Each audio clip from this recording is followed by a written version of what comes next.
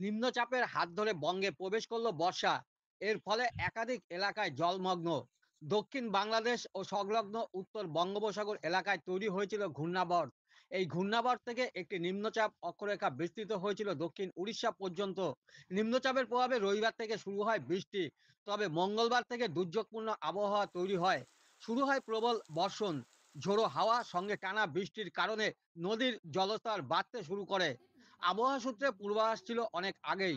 টানা বৃষ্টির কারণে একদিকে যেমন বাড়বে নদীর জল, তেমনি নিচু এলাকাগুলোতে প্লাবনের আশঙ্কাও ছিল। ব্যাপক ক্ষতি হবার সম্ভাবনা রয়েছে শস্যের।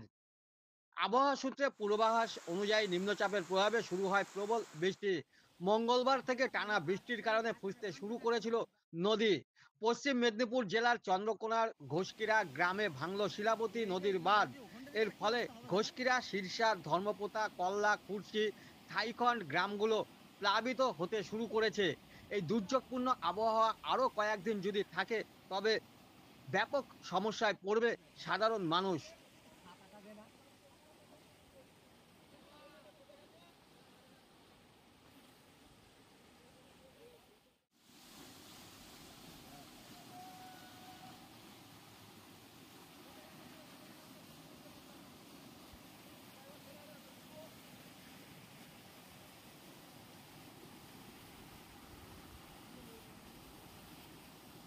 মাথা ঘুরছে, দাঁড়ানো মাথা ঘুরছে, এখানটা খেয়ে নেবে, এটা তো হবে। আয় দেখ, ধাচ্ছে দেখ, ধাচ্ছে দেখ।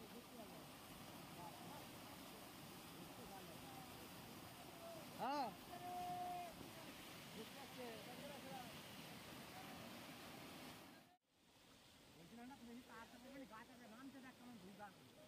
এই গাছগুলোকে এক্ষুনি ফেলে দেবে দুমদাম করে। এক্ষুনি ফেলে দেবে গাছগুলো। হ্যাঁ, মাঝেরটা এক্ষুনি পড়ে যাবে।